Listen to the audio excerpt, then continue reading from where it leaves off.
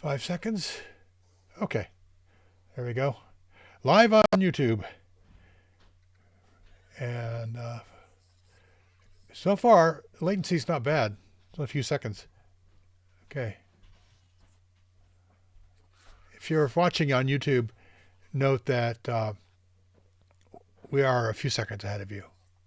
If you want to jump into Zoom, just shoot me an email at wowsignalpodcast@gmail.com and I will send you the invite. It's also posted on our not very secret place on Discord, and also you can DM me on Twitter at Paul D. Carr. Okay. I see Salmon Rock. I think Daniela's going to join us. It's only 10 o'clock out there. It should be not too bad for her. How about Adam? I hope he will. I haven't heard from him. Or Mateusz. Yeah, we have a number of Europeans. Let me just check. There's no. Now Rock's muted. Oh, hey guys, can you hear me? Yes. Great. And I can see your window really well. Oh. That's all right. Not a problem. I'm sure it's actually adjusting. Your webcam seems to be adjusting pretty well. Okay, good. I'll be right back. You guys talk amongst yourselves. There's no host. Just talk. Be right back. What's new with you, Rock? Well, I'm finally feeling healthy again. I was sick for a long time. Did you have the COVID? Don't know yet. I think it's 60-40. I had it. Yeah. I'm pretty sure I had it. Yeah. I have. I'll probably get antibody tested next week. Yeah, I'm waiting. There's antibody testing available in my town in Austin here, but I don't like the percentages. I want to get a pretty high quality one before I. Yeah, and you have to wait 3 to 4 weeks until your symptoms are gone for the IG, the immunoglobulin, to really be in your system. So. Yeah, my onset was like mid-March, like March 11th. Oh yeah, you should be fine then. Yeah. Yeah, I should be. I'm ready. But you're right. The tests are still getting better. So. But the other thing that's interesting is it looks like I'm going to be tested just for the regular test here in a few days. The PCR. Yeah, because my wife is going in for some surgery, and the doctor heard our story about both getting sick, and he wants both of us tested. But really, this week has been the first week where I've really kind of felt reasonably healthy again. Are they going to make you do the swab, the nasal swab, or just spit in the cup? Probably. Yeah, that doesn't sound fun. But no, I hear there's a saliva test now. I hope that would be better. Yeah, I think the FDA has been holding up the widespread deployment of that for whatever reason. Yeah. So we'll see. There's a big problem with some of these tests with their false negative rate being way too high. That's right. I'm going to hold out for probably the Abbott or the Roche test. Those look the Abbott test is not that good either. It's not that. Oh, it's not that good. Okay. It's meant to be a very quick, do in the doctor's office sort of test. But I know the Roche numbers are good, and I think there's one other test that is comparable to the Roche numbers, but I'm going to hold out for something that good. Yeah. Yeah. I found a website with all the FDA numbers about these different tests. Yeah. Probably not going to be actionable anyway. Like, hopefully your wife's procedure won't be disrupted, but, if you're not feeling sick, there's not much they would do different based on the test results. So. Right. Well, they're not going to be able to tell if I'm not actively shedding, right? So yeah. So you guys need something? Chances of that are very slim, I think. Yeah, but it's all right. What do you need? You left your knife. Did you have your sense of taste and smell disrupted? You left your knife open. Oh, open? Was it open? Oh. Yeah. So I had that. I found that a very unusual experience. Yeah, I didn't. I had a bunch of the symptoms, and I lost 25 pounds. Silver lining. Silver lining, right? So I have a whole new wardrobe now, but it's like. Oh, so your appetite was messed up, or? Just Yeah, general. I had no appetite. I had to kind of force myself to eat. Mhm. And then I had, for the longest time, even after I was quote cured, I had headaches and I had intermittent pain in my chest. Um, it wasn't. It was toward the upper side of my lungs, so it could have been costochondritis. It could have been heartburn.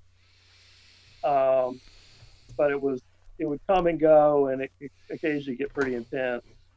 Mhm. And of course, anything in your chest like that's a little scary. So, but I haven't had that all week, fortunately. Um, so I think I might be beyond most of it. Also, I had my tinnitus has been acting up, and I had headaches, and then my eustachian tubes were completely blocked until like last Sunday. So it's just like I was like walking around in a daze, sort of, which is unfortunate. I lost my job because of it, so Oh, bummer. I just couldn't work. I kept thinking I was better, and I tried to work, and then couldn't do it.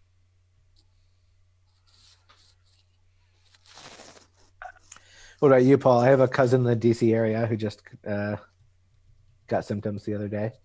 Oh, really? Yeah. Well, we've been lucky, I think. Although back in January or early February, my daughter had a pneumonia-like illness that we thought nothing of at the time. Because she's 19, 18 at the time, and she Got over it. Yeah. just wrote it out. Yeah.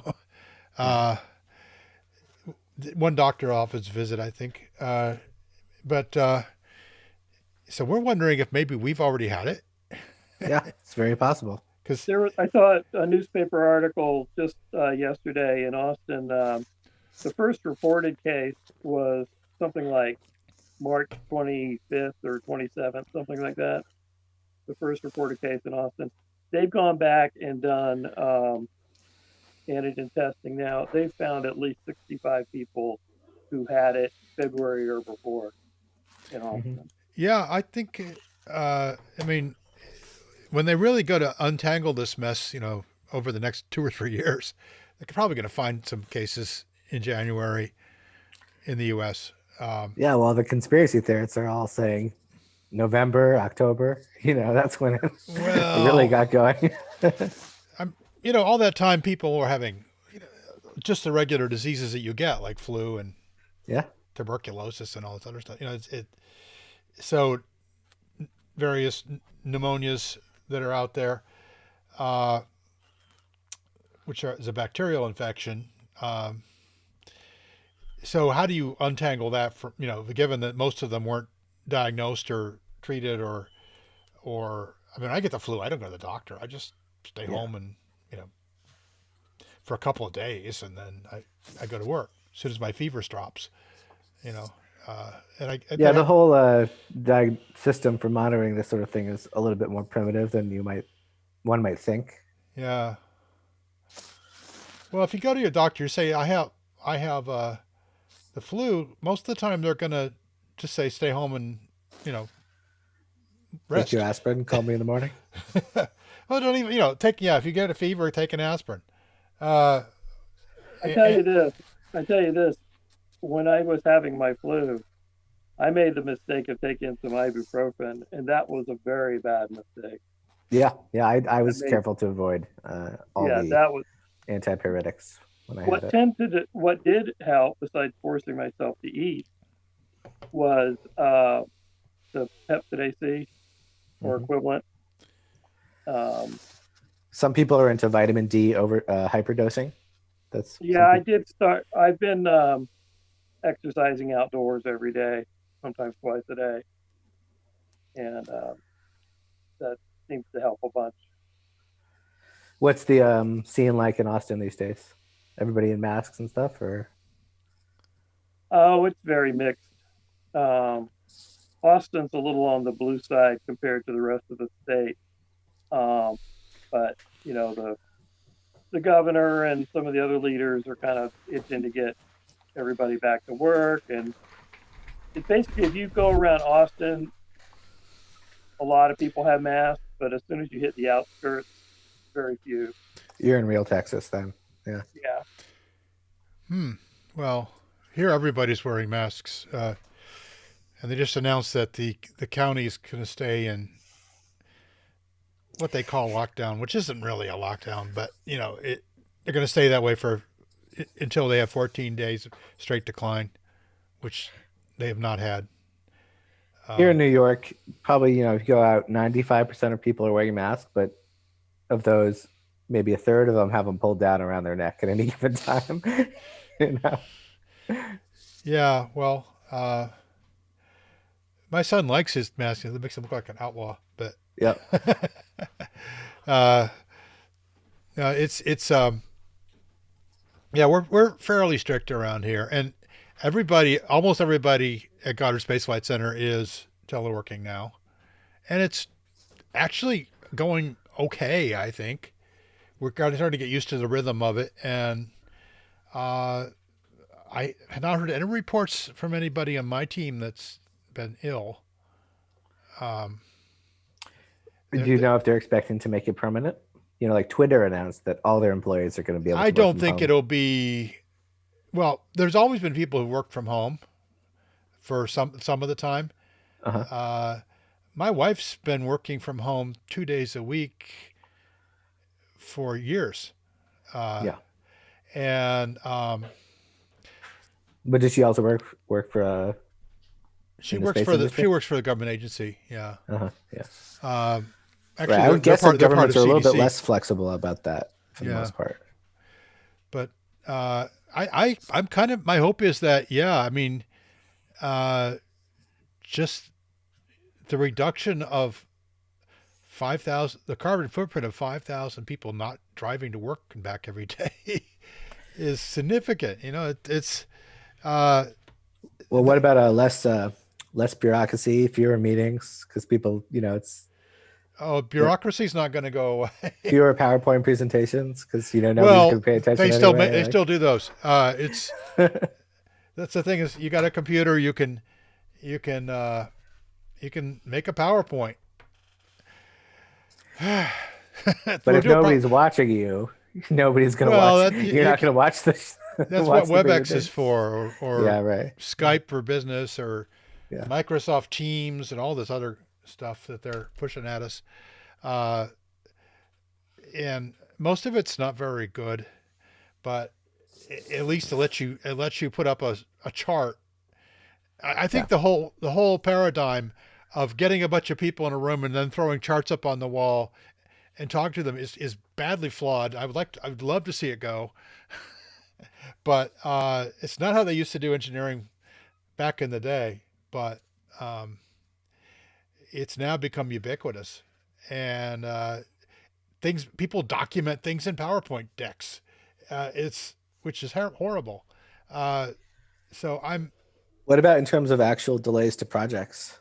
Are you Well, the delays are mostly because there's less capability of doing physical things, like because you can't have as many people in a room, So, But like SpaceX is still bending metal, right? I don't know if all the other contractors have shut down. No, they haven't. People are still moving forward. The James Webb Space Telescope is very slowly moving forward on its campaign. Are you working on that? Yeah. Yeah.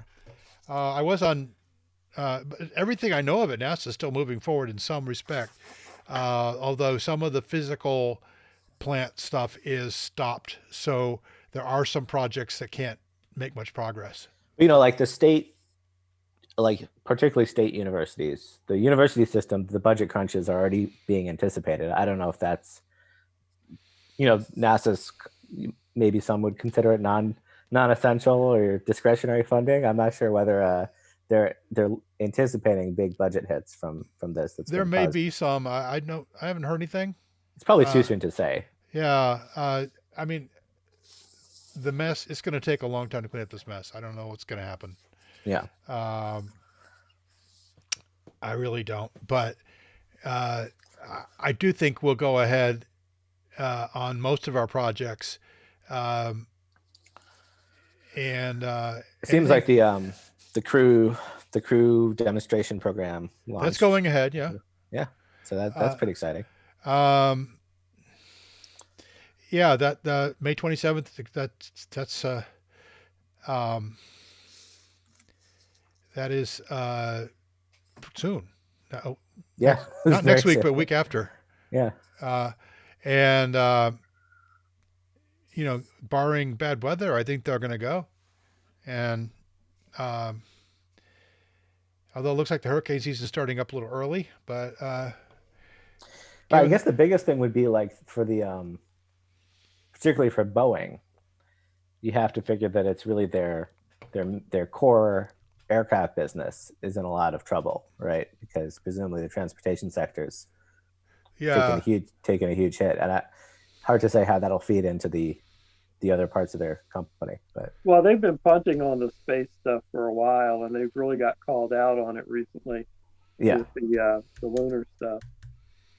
yeah, it they seems that like I think big that was changes are in store there in That- some way or another. they were well. They have too much to do as it stands right now, so not giving them a lander was probably the best thing that ever happened to them. Yeah, for the best. They're really struggling with the crew stuff and with SLS, so they have lots to do. Mhm. They won't. And it is there are precautions you have to take. You know, you can't have. But the thing is, most of our work gets done in a clean room, where you're wearing a bunny suit. Yeah, so you're like kind of safer than anybody else So anyway. it's, you know, the PPE is kind of built into the job. Mhm. And so you know, I'm not that worried about the folks in the clean room. Yeah. And everybody else is at home grinding out paperwork. But there's the whole supply chain aspect, right? You know, the truckers bringing the, rare earth metals from mines in Angola or whatever, like, Well, it's pretty built at this point. It's just final testing and rolling it out, right, Paul? Yeah, there's not a whole lot of new hardware that I know of. Now, supply chain are mostly okay, but there probably are going to be some disruptions. But you know, things like trucking. Well, trucking is pretty much a social distancing yeah. job. you don't have most of them drive solo, so there's not a big problem there. I would think that and really is I think the majority of people still have a job in most places. I mean, the traffic is down, but if you go out, you'll see a lot of there's an awful lot of essential businesses, and what they mean by essential is kind of a political thing, but I was actually just reading. You guys familiar with something called the Cannonball? It's the coast to coast driving record. So from Manhattan to Redondo Beach. yeah, I've heard of that. Yeah. So I think for many years the record was 31 hours, and then in 2013 it was 28 something. And apparently in the last few weeks the record's been broken 7 times because the traffic's been so low. So it's down to 26:15 or something like that. It's pretty fast. The biggest question is like, do you get pulled over by the cops? Yeah. Well, I live near about a half mile from a major artery, and on weekends I hear motorcycle racing going on Mhm. all day long. Yeah, it's kind of an ideal time for it in some sense. Yeah, I mean, you can tell because the bikes are just screaming really loud. Well, These you are- can't hear those Teslas who are winning all the races, though. Yeah. By the way, Rock, I understand that you're probably going to get a Tesla Gigafactory down there. That's what Well, that there's all sorts of noises. That the truck deal was already in the works, from what I understand. This is the Cybertruck manufacturing. yeah. That's the hot rumor, is that was already slated for Texas. It was just a matter of where. Certainly, Elon But now doesn't that seem very thrilled with the California situation. well, So California caved pretty quickly when he threatened those, so that Yeah, was the whole point. But I think he will do more. He's been hanging around Austin a lot the last 6 months or so, so I wouldn't be surprised either way. yeah. I think they that's probably in terms of where the truck buyers are, that's not a bad place to produce the Cybertruck. okay. Do you think like the Texas good old boys are really gonna like the Cybertruck design? Oh, I don't know not how. at first, of course, no. But Yeah, once they drive one, they will. It yeah. I got have no idea. it's got a lot of features they're going to like, uh, including incredible acceleration and Uh-huh. the tremendous tow capacity and this adaptable suspension where you can, when you go off road, it can pump up and give you more ground clearance and But it's like the same thing that SETI's had to deal with for a long time is the giggle factor, right? You know? well, yeah, I mean, certainly when you look at it, it doesn't look much like a good old boy's pickup truck. It looks more like something out of a science fiction novel. And It's sort of cool though. Like yeah, I didn't have a It'll totally boil negative down to reaction. how easy it is to detail. yeah, but it's mechanically it's at least from the initial impressions of the few people that have actually seen one up close, and it, it's a very impressive design, and the higher end one will have like a 500-mile range, so maybe longer, depending on what they do with batteries between now and then, and uh, you know that a 500-mile range is a killer for gas powered cars because I don't know how expensive it's going to be though. Like how what it's going to be. expensive. Oh well, yeah, they have posted the prices. They're going to be about what about what a big pickup truck costs now for with a gas powered. I mean, they're expensive. Which is what, like 40, something like 40 is that. kind of the low end. Yeah. They go up much higher. Yeah, 40 is if you buy a brand new base model Ford F-150. Oh, that's I didn't realize That's those were about that 40 without all the other charges and everything. It's about 40 grand. like so maybe you can get some shitty little Toyota for less than that, but not like nothing with like a real engine. Well, the Toyota trucks are actually pretty nice, but they're not as That's big. what all the terrorists use. They're not in- as in the big. They Middle don't East, have right? Like there was well, this. I forget. A couple years ago, there was some scandal because people realized that every single time they saw, you know, militias driving around in like Syria or Iraq, it was always in these like really commodity Toyota pickup trucks. yeah. Well, Somebody's importing them cheap and reselling them. I don't know where those are made. Maybe not in, probably not in Japan. But Yeah, that's true. there were those. But in terms of a big pickup truck with real serious payload and horsepower, and you're talking. Yeah, I looked it up. I was actually interested in getting an F-150 at one point, and Do you have workload that requires a truck? I've never really never well, driven a truck. I do Actually. sometimes. I don't. I'm just not not part of my job, but Yeah, it's I like. I just like to have. I have liked having the extra capacity, Mhm. and you know, a lot of wouldn't use it podcasting every gear day. there. Wouldn't even use it every week. But We can do podcasting on location. Throw all the gear in the back of the truck. You know, yeah, drive down to Florida. well, I can put all my gear in one Pelican case, so that's Uh, not really a challenge. But no, I just for stuff around the house, like yeah, going home going improvement buying a stuff. tree or donating furniture or Yeah, taking my daughter's stuff down to college, and that will happen again someday, I'm sure. But yeah. What's it looking like for her? On the well, they really think they're going to open in the fall, but there's still a wait and see kind of situation.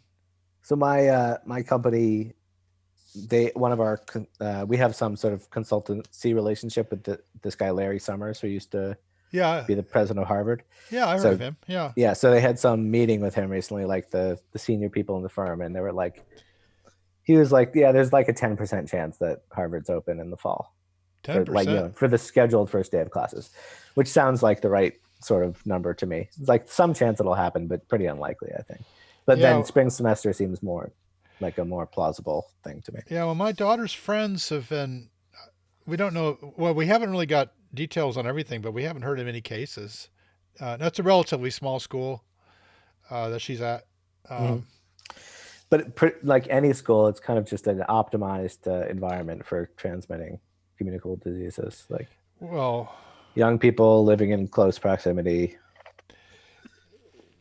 yeah, it's been rumored there's a fair bit of sexual activity at college Right. as well.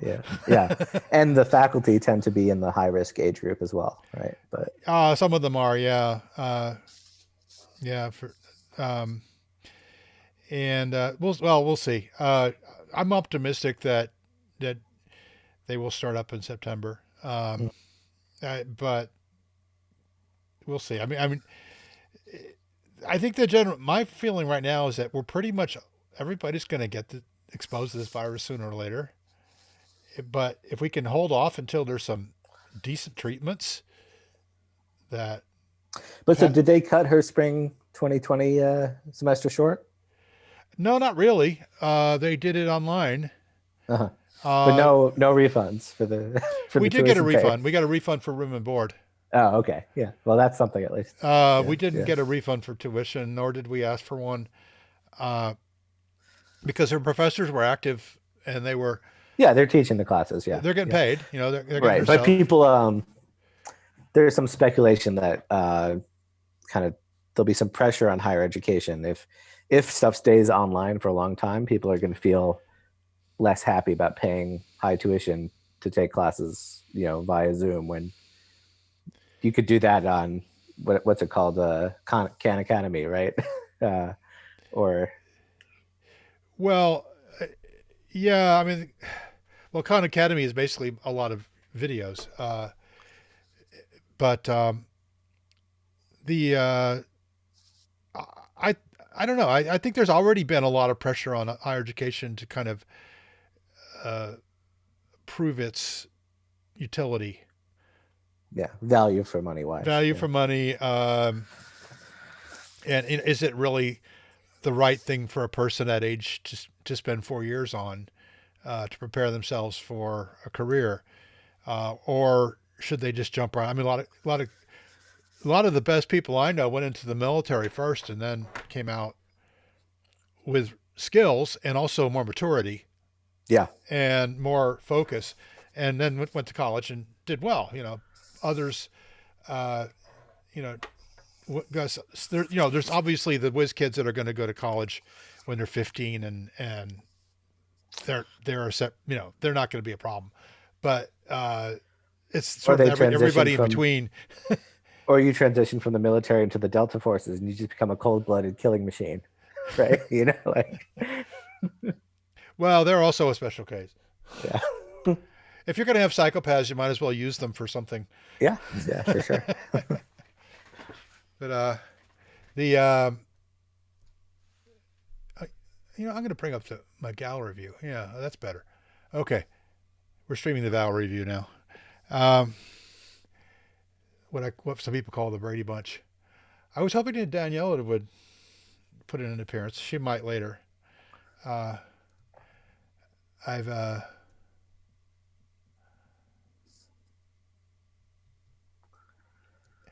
wanted to do this because I thought that we needed to talk about. A lot of people feel like I just need to sort of talk about what's going on right now, and how they're adjusting, and also there's other stuff going on, right? I mean, we already mentioned that the first launch of American astronauts from U.S. soil is going to take place in less than 2 weeks. Well, not the first ever, but the first in a while. Well, yeah, the first in a very long time. Uh, What would it and, be? When 10 years, something like that? It's quite a long time. I think it's been 11 years. I'd have to look it up since the shuttle was retired. Um, and Yeah, it's been a while. The other thing, I saw a report that they went ahead and bought a ticket on another Soviet rocket. So this does not mark a clean break back to U.S. well, Well, yeah. you got to have a backup plan if it blows up, right? Well, I mean, not just that, but I think that there's a lot going on behind the scenes. Uh, Yeah, they may have a that contract. and Yeah, they do want to have some. Uh, they do want to have a plan C. SpaceX is plan A, Boeing is plan B, plan C is Soyuz. even in terms of grand strategy and international politics, it's not the worst thing in the world to have like some redundant capacity in Russia. Like I don't think the bigwigs in DC necessarily think of Russia as our most important geopolitical rival at this point, and like the idea that if China were to have some sort of debilitating attack on our infrastructure, we could maybe still have a working relationship with Roscosmos and get some Soyuz seats. you know they're like sort of my understanding is that the Soyuz program is not very well funded at this point. Like they kind of need all the customers they can get, right? Yeah, and well, and a lot of this has been about keeping the Russian space talent focused on peaceful uses of space, uh, Right. and uh, and not getting sucked into the military. Um, So oh, those like the Space considerations Force. still hold. well, the Space Force is massively overhyped. All they have done is really taken existing stuff that they're already doing and reorganizing it under another group they're calling the Space Force. They're Uh, supposed to have a there are launch no new today, but billets. I mean, they hired zero new staff. Zero new military people, Hmm. and they'll probably hire very little additional civilian staff, if any. Uh, there, it's stuff they were already. Most of it is really just launching existing satellite program. So all of it is existing satellite programs. Now, of course, like any the other, space plane. Wait, we're talking about the space plane was supposed to go up today, except for weather, I think. yeah, there was one that was going up today.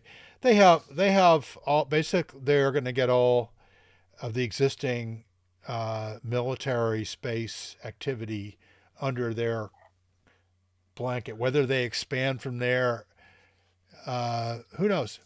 They Would might. that Somebody had to include like make a the logo. Somebody had to make a logo and a flag, though. Well, there you go.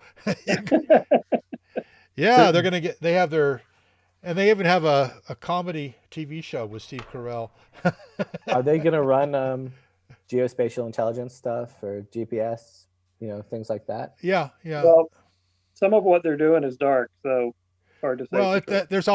there's always been some things behind the wall, uh, and it's nearly all associated with intelligence gathering.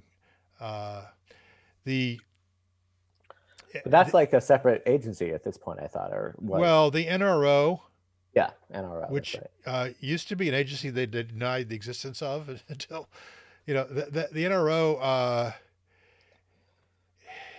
uses the Air Force has used the Air Force for many years to sort of be their muscle into getting things into space, but the Like NRO controls the specifications and but like manages. the appropriations for the fund for paying Yeah. for the launches would be done through the Air Force. Well, I don't know about the appropriations. Well, but the Air Force has always managed a launcher program, which is going to be part of the Space Force now, and it's always been.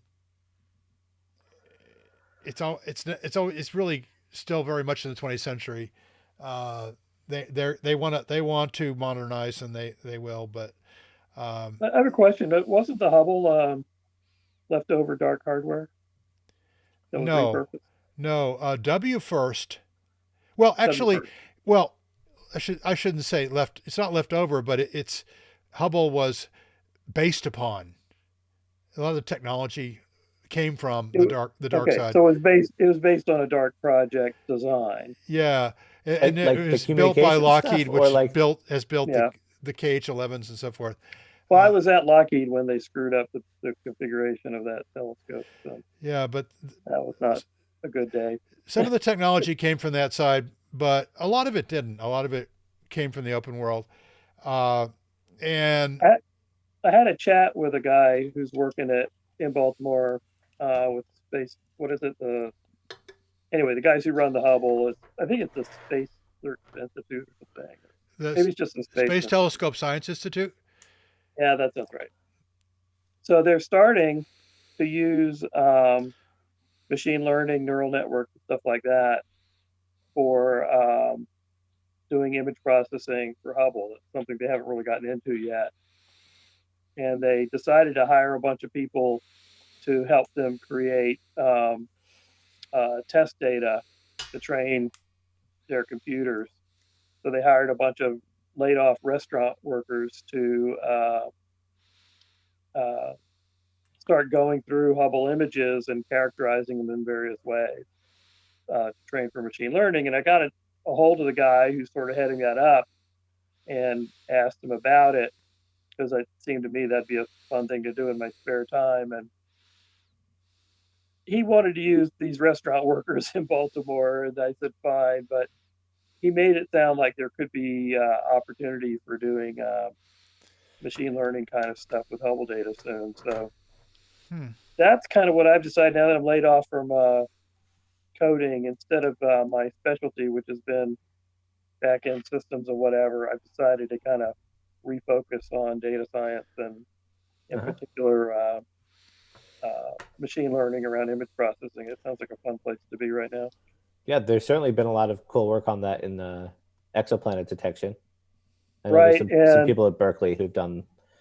I don't know. I don't really know. Not certainly There's not a an expert on how novel their results are relative to the state of the art using. There's a bunch of traditional lunar techniques. and Martian data that hasn't been fully processed either, as far as looking for artifacts and all sorts of stuff. So that's another thing on my list of things to try to dive into. Hello, Nick. Can you hear us? No? I guess not. Yeah.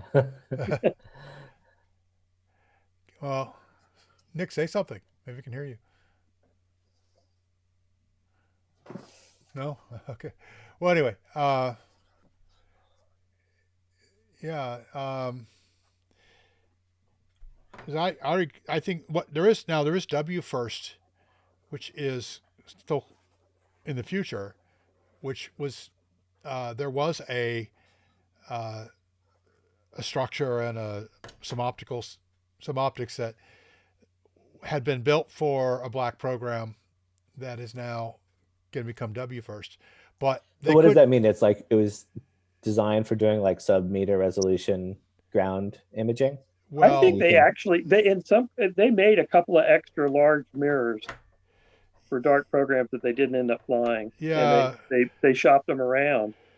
And is it that they're sort of general purpose? They're useful for all sorts of. Well, you Well, can they- repurpose them. You have to repurpose it, right? WFIRST is going to be an infrared program. I don't know. Of course, they won't talk about what the specs were for the original project, but they'll just tell you here's its capabilities. NASA is spending billions of dollars to turn that into a space telescope, so it's not. It didn't come ready to fly out of the box, but it's actually a pretty exciting program. It's going to be like James Webb, but it's going to be doing surveys instead of just targeting specific things. It's a funny project because I think I agree with you. It's very impressive, and I'm really excited about it. But there's been an effort to kill it each and every budget every year since it's been announced. It gets put back in. It gets put back in. I think the Congress puts it back in after the president takes it out every year. That's been the pattern. And that was true for Obama and for Trump. That's my understanding. So Yeah, well, that's kind of the way the game is played for some of these programs. The administration takes it out of the budget, and then the Senate puts it back in, and it's just Yep. they know that's going to happen. It's like, right. and they put a plan ahead for it. But I worked on a program like that years ago called X, which got killed every year. NASA said we don't want to do this program, but certain powerful committee members wanted it back for their district, and so it got put back in, and it got launched and got up there, and people realized it was kind of obsolete and not very not particularly helpful. But W first, all the astronomers want W first. They really want it. It's super.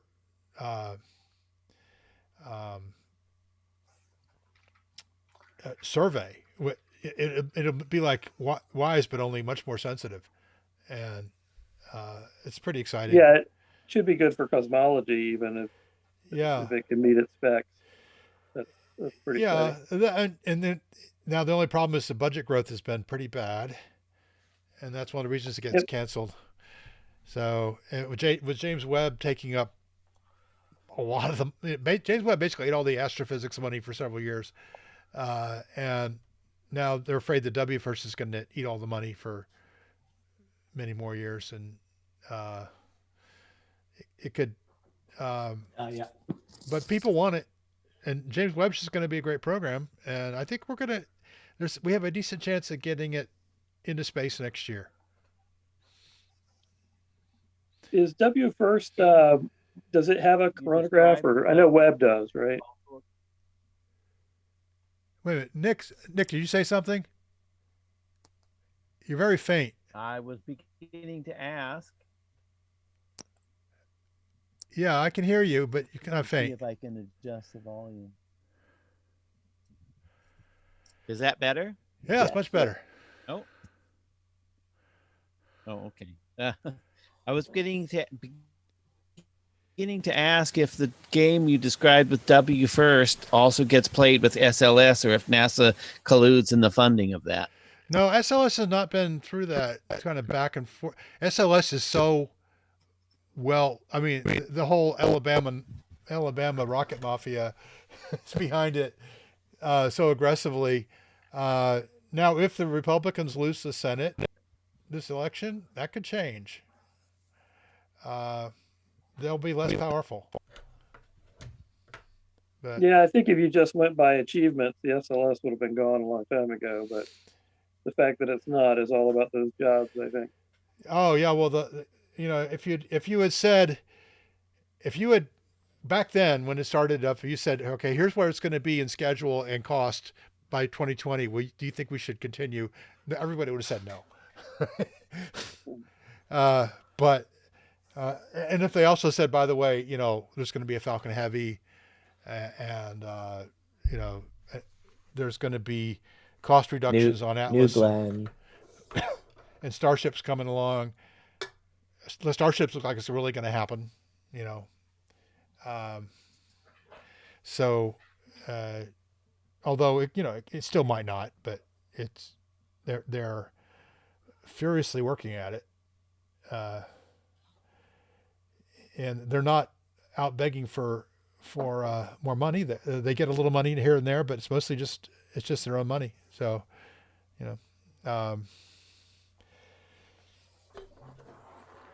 yeah, SLS is. I think in 3 or 4 years, SLS may look like a whole lot of cash sent down the toilet, but we'll see. There's still a chance that they could I turn think that it around. already looks that way. But what's a couple billion compared to they're dropping $1 trillion every month on a new bailout bill. So Yeah. Good point. Yeah, killing projects right now that kill ancillary jobs is kind of not what the government is up to right now. So anything that has jobs programs smell to it is probably safe for a while. Well, right now, a lot of the support, things like SLS are extremely well politically positioned terms of Uh, the senators that are supporting. In fact, when it first came along, people called it the Senate launch system because the senators basically said, "Take my money and build me a big rocket." And The list of projects is now depending on SLS has shrunk and shrunk and shrunk though. yeah, And it could conceivably shrink to zero at some point. oh well, yeah. I mean, uh, There are a couple left that are yeah. still like don't have any other alternative, but not too many. Well, Your Europa mission, right? It's still supposed when to be. Blue Art, I mean, you've got New Glenn coming along. You've got Yeah, that'll be that'll be the game changer more than anything out of SpaceX. If New Glenn turns out to be a monster, which is entirely possible. Well, I think if what you have, if they can build Starship, they can do almost anything with it if they, if they have the motivation, because that's a very flexible design. You can do all kinds of things with it, but the and for Maybe less not than, land less, on the moon less though. than 10% of what a SLS launch will cost.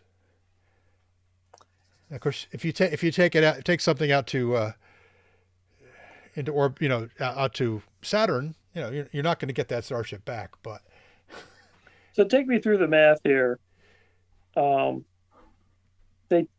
If SpaceX is going to the moon here, their lander is like 3 rockets, and those rockets are used for both descent and ascent. yeah, Is they're that going to correct? have to create. They're going to have to build a moon version.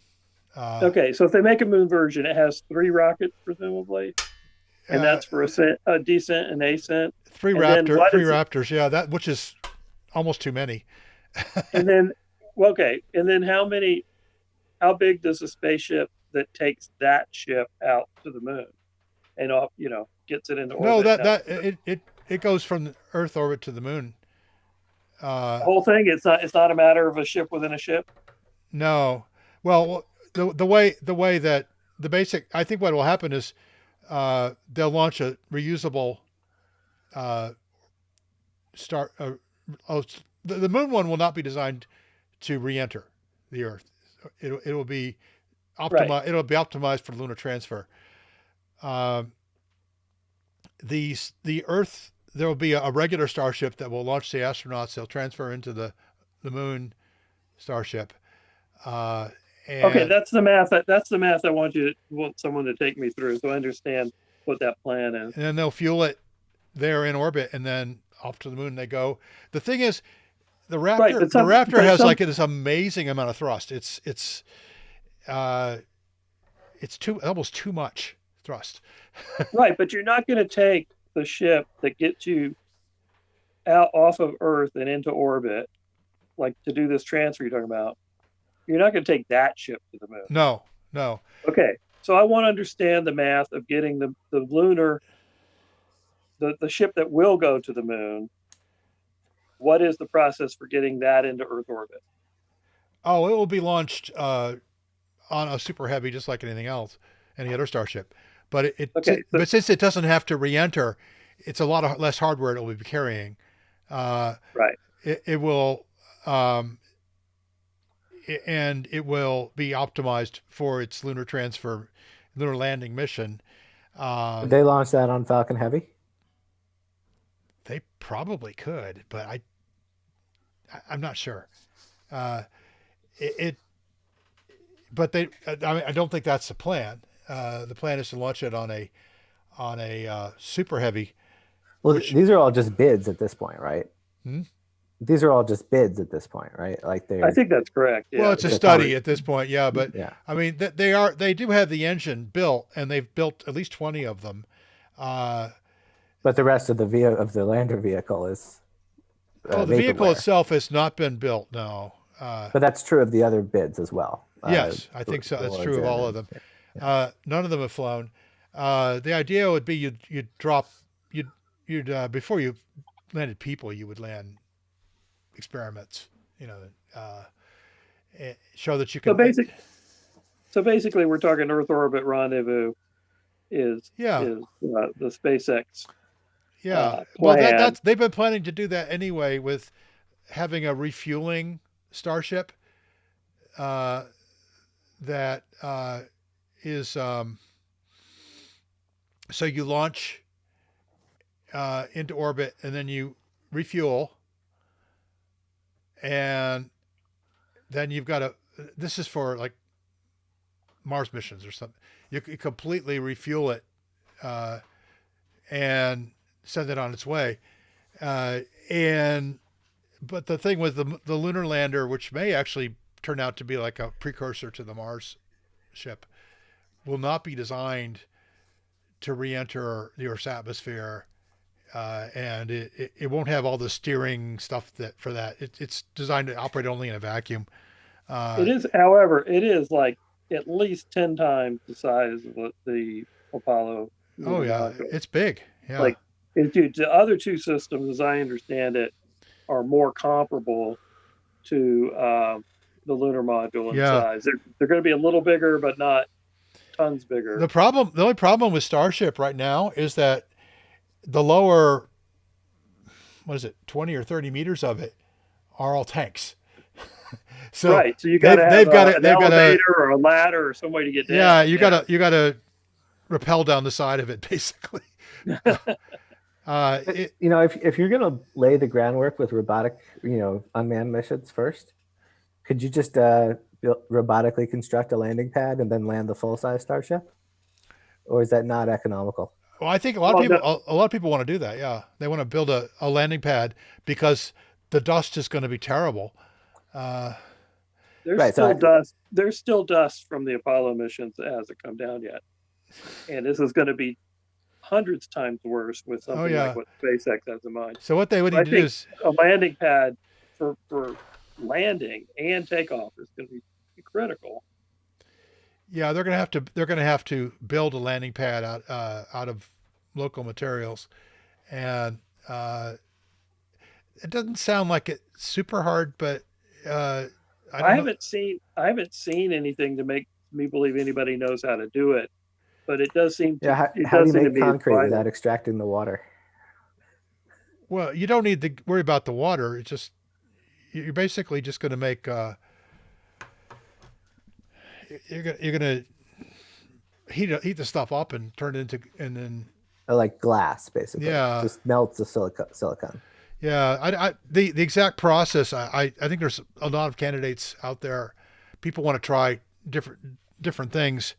Concrete would be easier if you had enough water, but it's hard to get the water. I don't think they'll have I don't think they'll do that.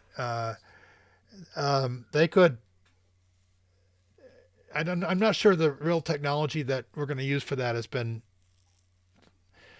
put forward yet, but it seems like a solvable problem.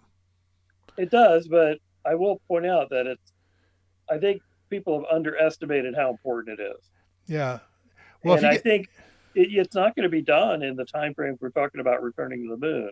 For Artemis, you mean? Yeah. Yeah. 2024. So the first few missions are going to make it, are not going to have that luxury. And therefore, we're going to find out how bad this problem really is. And, it could turn into, something like a lunar Kessler effect here if people aren't careful. Well, it's certainly, I mean, you look at the Raptor, the Raptor's thrust is what, 2 meganewtons? And they're gonna have at least 3 of them. That's quite a fire hose. Yeah, compare that to the thrust of the lunar ascent module. It's ridiculous. Yeah. And so that could permanently, I mean, the moon could have an atmosphere in a few years. Well, most of the stuff in theory it does already, but it's I'm talking about most of the stuff comes back pretty quickly, but it's going to be an interesting problem to deal with. And I think if you could just build a crappy but serviceable landing pad, then we can get stuff down there to make a proper one, and eventually have make it very repeatable. Well, for a crappy but serviceable landing pad, why not land something and unfold it on the surface rather than trying to make some concrete or equivalent? Well, because you have to make sure it's tied down really well, because it's going to get blasted. The idea would be you want something heavy. Right. So bringing it with you is not a great option. Yeah, I mean, maybe if you, there's a lot of creative work that hasn't gone into it yet. I think that needs to be done. And there are definitely areas of the moon that have different regolith properties. Right. You might wonder if there's just a good spot that it's not that dusty, right? A nice rocky spot without dust. Yes. Well, if you attach too many boulders, that could be a problem right. too. I think it's the Well, the regolith is boulders pretty could be uniform. cleared. Yeah. Boulders could be cleared more easily than manufacturing concrete on the moon. Well, it wouldn't be concrete. It'd be some kind of regolith crete. That would be, Or it could be crushed boulders. What is concrete? Concrete's limestone, sand, and water, basically. Is that Yeah. right? There's plenty of sand there. No right? limestone on the moon. Yeah. No, it's plenty of regolith, but I wouldn't characterize regolith as sand. I don't know if It's I don't mostly know if you silicon. Is it mostly silicon? more like dust. Yeah, I don't know if you can make high quality glass from it. Yeah, but it's well, you've seen the astronaut footprints. That gives you an idea of this kind How of stuff. fine it is. Yeah. It's really fine. Also, go ahead. There's the also idea is you can heat it up and flow it and make a surface that way. But you need to do a fair bit of it because it can't be too brittle and it can't be too light. It's got to be heavy. And even though it's 1/6 gravity, it's still, there's the Starship is still going to be quite massive when it lands. And In terms of how strong it has to be structurally to support the rocket. Now, even if we're only good for a single use, that might still be good enough to start. The idea is you'd eventually build one that would be permanent, but it's not an easy problem, but I think it's a very doable problem. The problem Well, there's another. you need to let people compete with different ideas and see what works. And There's another factor here, and that is you have to have a material that's going to remain stable through 14 days of sunlight, followed by 14 days of really cold. So the temperature extremes are going to be outstanding, and that tends to crack a lot of material. it could, yes. Yeah. I think it's a bigger headache than most people give it credit to. I don't think a lot of people fully realize the challenge here. I think it's worth doing. I'd rather target that challenge than worry about spending a lot of money to go to Mars right now, to be honest with you. I'd rather see Mars stay robotic for a while longer. But Some random NASA website I'm looking at suggests mixing the regolith with polymer binders. I mean, I don't know how you do this at scale, but melt some plastic into the. Well, it doesn't have to be that dust. big. It just But you still probably need several. the diameter of cubic the meters Starship of this is stuff, right? is what, about 9 meters. So it needs to be roughly, let's say 20 meters. Square. Yeah. So 400 square meters and probably a foot deep or something like that. I mean, Or deeper. I'm not sure how deep it has to be stable. yeah. Uh, It's kind of a lot of stuff, though, right? Like if you imagine you send some little robot, it's just going to take it a long time to have some processing technology to convert the raw materials into something you can then deposit layer by layer. There'd just be a very long process to actually construct the thing. Probably. it could take a while. Yeah. I don't think it's going to take years. But you've got basically 14 days of sunlight to work with at a time. And, Right. And then you have to, the little robot has to go into hibernation, probably crawl into a hole somewhere. Although the Chinese robots are surviving their night time So it might not have to crawl into a hole, but it still, it's very, you're not going to get any energy to work with. So, but a few of those cycles, I think you could make some progress. A few months. You just have to have a process that it's been as well validated on the ground as you can validate it on the ground, and then give it a try. That's what they found with the Mars rovers. They get pretty good accuracy in their simulations, but they when they really get on Mars, they find out there's some devils in the details. But Sure, but Mars is a little easier than the moon, to be honest. oh yeah, well, Yeah. It's farther. on the other hand, we don't have to. We can launch a lot more stuff to the moon, much more frequently.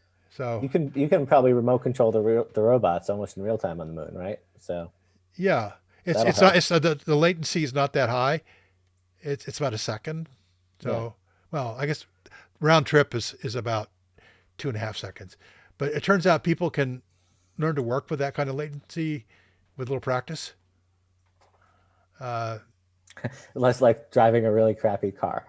It takes a long time to respond when you Yeah. turn. Maneuvering a big ship or even a sailboat, there's Yeah. a significant response time. Yeah. Well, yeah, probably people who drive oil tankers would be really good at controlling robots on the moon. If you get that tech together, then I like the idea of, instead of thinking about sending people directly to Mars, think about sending people to Mars orbit and directing your robotic fleet from Mars orbit with a human contingent. I think that's a really interesting interim step. And you have a better possibility of preserving the biosphere at Mars, whatever that is, the longer you delay actually putting humans on the ground. Well, we It may may be have worse already from, contaminated the biosphere if there is one. It also might be worse from the perspective of astronaut health to stay in microgravity for Well, extended periods. As Well, opposed Mars to, is microgravity. 1/3 versus it's yeah, about Mars orbit would be less gravity than Mars surface. I wouldn't consider microgravity. No, it's low gravity. Yeah, it's the problem that you get into on Mars is we don't really know what the radiation exposure is going to do. But Mars orbit wouldn't be more attractive from that perspective, right? No. If you have Well, I mean, you these could water maybe, tanks around your if you ship or landed on something. Phobos, you could Burrow maybe into it, build a yeah. little shelter or something. Phobos is a pretty low moon. But it has a Phobos doesn't. It doesn't seem that much more attractive to me from a resource perspective. Maybe from the point of view of minimizing Well, Martian. you could dig Mars a hole in it contamination. and Yeah, you could or live there, but sit in a like, crater and get some radiation shielding. but if you're so worried about contaminating the Martian surface, aren't you also worried about contaminating the interior of Phobos? Maybe not. Hardly. No, those are going to break up and become rings in amazingly short amount of time, geologically speaking. So, A few million years, I think. something like that. Yeah, it's a Yeah. few anyway. Yeah, they're very low. Yeah, it's actually hope is for a slow and controlled breakup. Yeah, I would like to see accelerated breakup so we actually would see a ring around Mars. That'd be cool. Yeah. No, you got to use it for a space elevator counterweight, right? That's the. Well, I think we should go and completely mine Phobos and remove it from the skies of Mars. But kind of a science fiction-y scenario, but I like it. Like the Gateway asteroid and Yeah, Frederick Pole.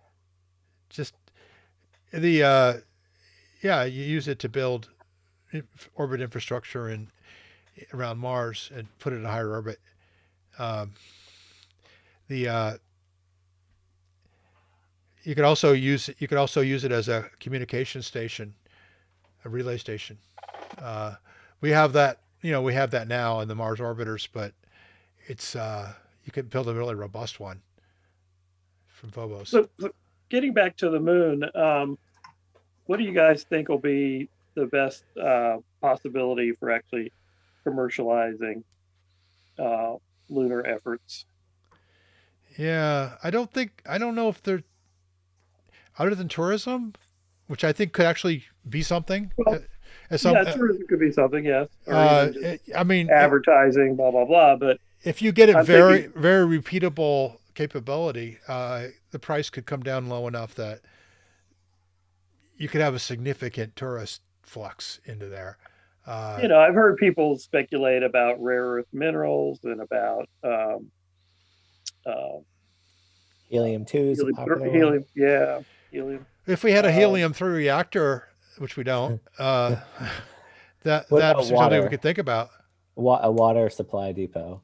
Yeah. For, I mean, I think that nuclear Well, the, is the the answer to. classic, the class, Hello. the classic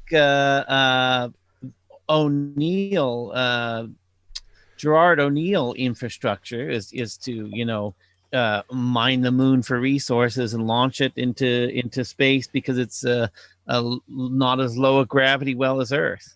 Well, yeah, and that in principle, I don't know why that's not possible. It just takes a lot of infrastructure to create that. But in terms of commercial application, you're sort of kicking the can down the road. What's the, what's the application for that? Well, O'Neill wanted to build habitats, right, in L4 and L5.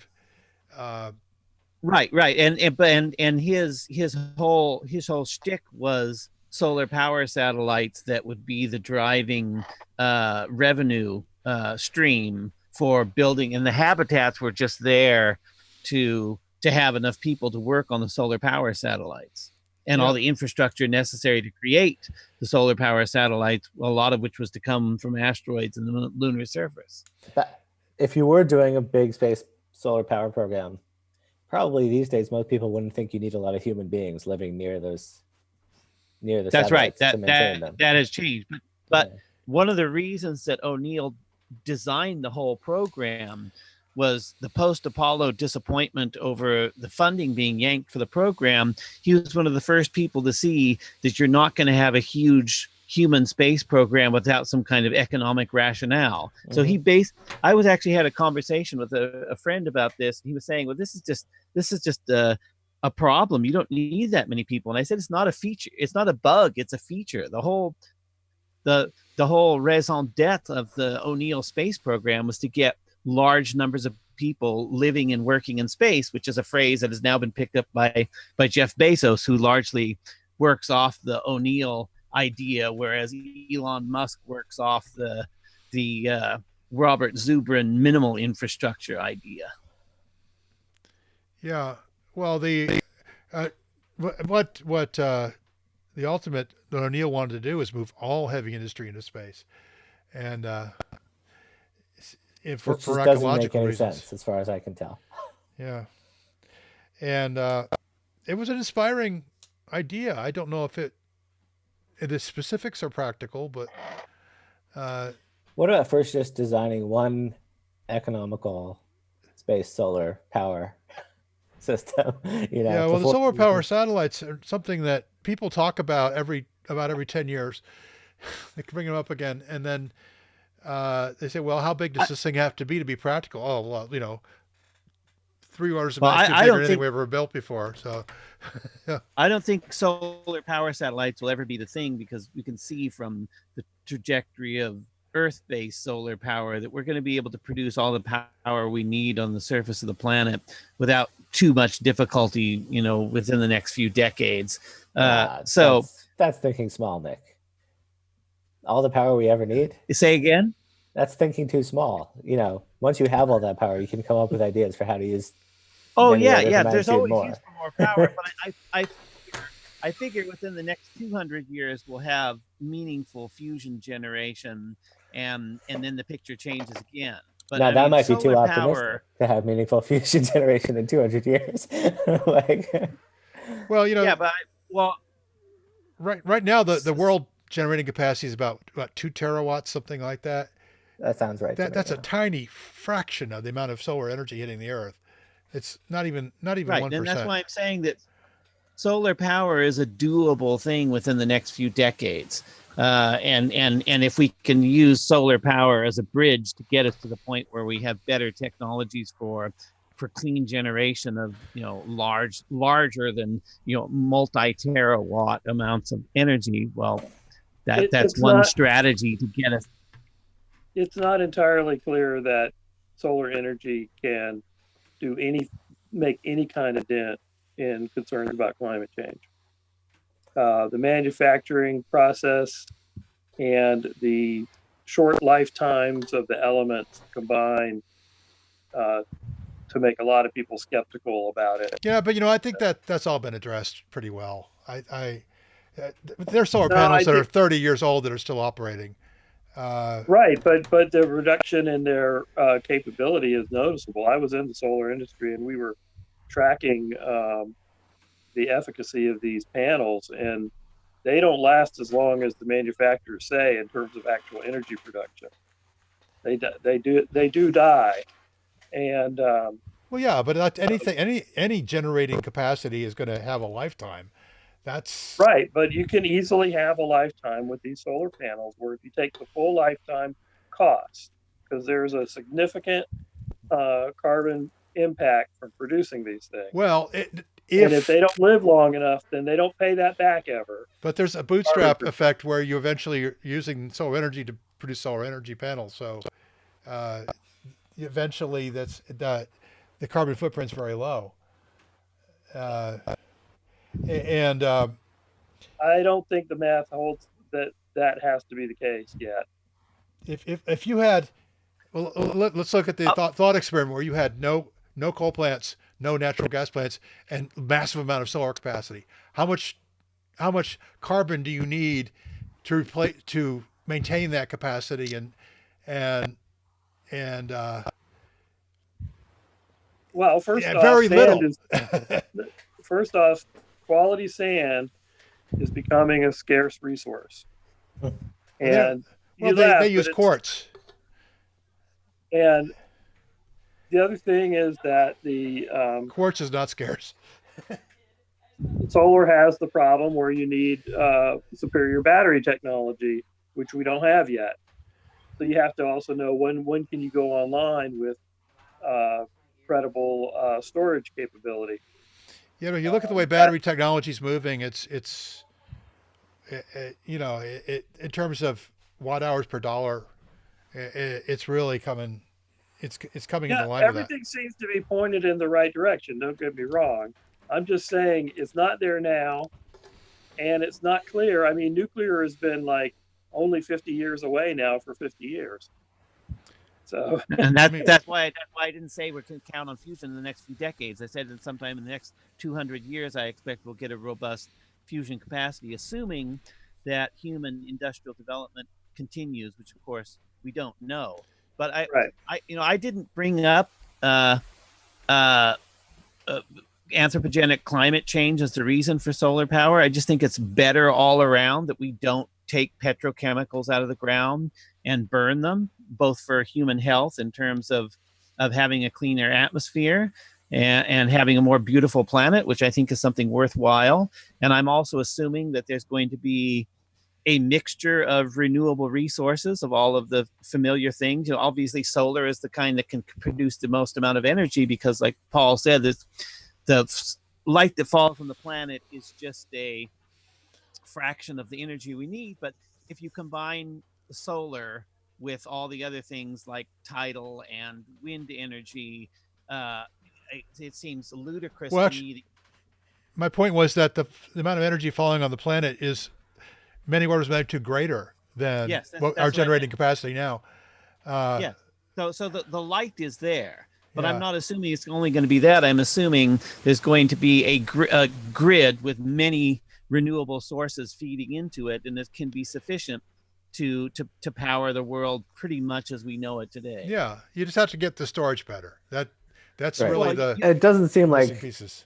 space solar helps with it that much. It does make the intermittency problem better, but it seems to me like, why would you really need an enormous fleet of solar satellites? Maybe if you wanted to beam all that power to Mars to terraform the place.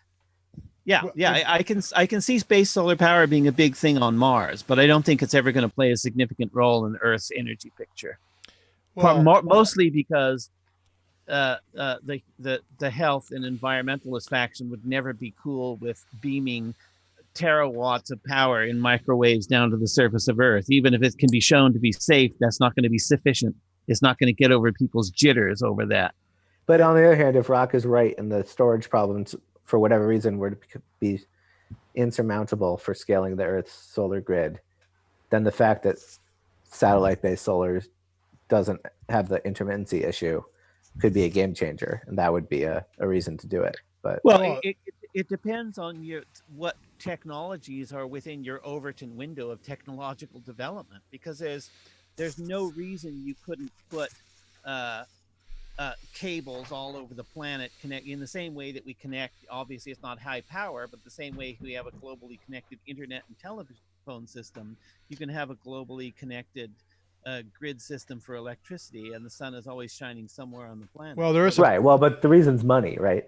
I mean, money, it's all and about- the fact that much of the world's on 50 hertz and we're on 60 hertz, and you'd have to solve that problem. Oh, and the geopolitical problem. or more broadly, like on an engineering level, it's like a transmission efficiency question, right? You know, Yeah. power I mean, networks. I mean, solar power satellites are a sweet solution, but they just, it's really hard to get over the massive cost.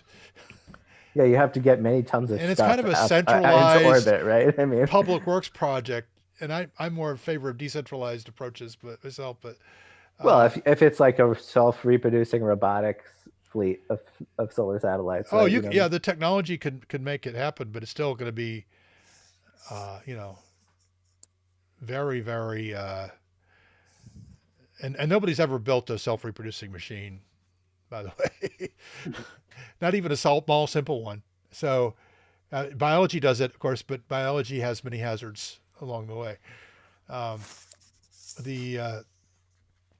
But if you could certainly build a robotic machine that could manufacture these things and solve the engineering problems associated with controlling them and making sure that they have adequate fault management and so forth. But you need the raw material too, right? Which requires setting. well, that the raw machine up, materials would have to come from the moon. Yeah, I mean, or the asteroid belt. talking about something, huge amounts right. of silicon and other materials, and But that's all harnessing any of that is really all out of reach at this point, anyway. Like, yeah. I mean, I don't think we could. I don't think we're. I mean, if we really thought that building solar power satellites was important, we could make it happen. But there's so many alternatives to the climate change issues and to the to the air pollution issues that we get with coal that why not put money into those things? That's the opportunity cost. Well, like I said, O'Neill was using the solar power satellite as a means to get large numbers of people into space. Yeah. And if you're actually talking about something different when you're talking about having them remotely produced by and maintained by robots, you're talking about everybody staying on the planet and having their energy passively gotten to them, which is, it's a perfectly good futurist scenario, but it isn't exactly what O'Neill was getting at, or what von Braun was getting at, or any of the other space visionaries, or like Elon Musk, who's very focused on Mars by a different architecture. Like I said, the Zubrin architecture of just shooting a rocket up and then boosting it directly to Mars without bothering with all the infrastructure. right, Yeah. well, I haven't heard either Elon or Zubrin discuss in much detail what the energy economy of a Martian city would be like. But I think there is a everybody- contest out now. There's a contest out for, you have to submit a 20-page paper by sometime in June. Is this the Mars Society thing? I think so, yeah. Yeah. And I assume that energy would be a big part of that picture. I guess, it all depends on the various contest entries. Okay, guys. I gotta run. Yeah, me so too. I we're actually gonna- do. as I'm well. going to shut down the live stream. You guys can keep talking if you want, but I also have to get going. But nice Yeah. talking to everybody. Hey, it's been Unfortunately, fun. none of our European friends showed up, which is why we scheduled this particular time. But Adam messaged on Discord to say that he was watching at least, so that's something. okay, well, um, if you're on YouTube watching, by all means, feel free to join us next time. Probably sometime in June, maybe July. We'll see. So Thanks for hosting, Paul. and I'm gonna take down the live stream at this time. Goodbye, everybody. Take Later. it easy.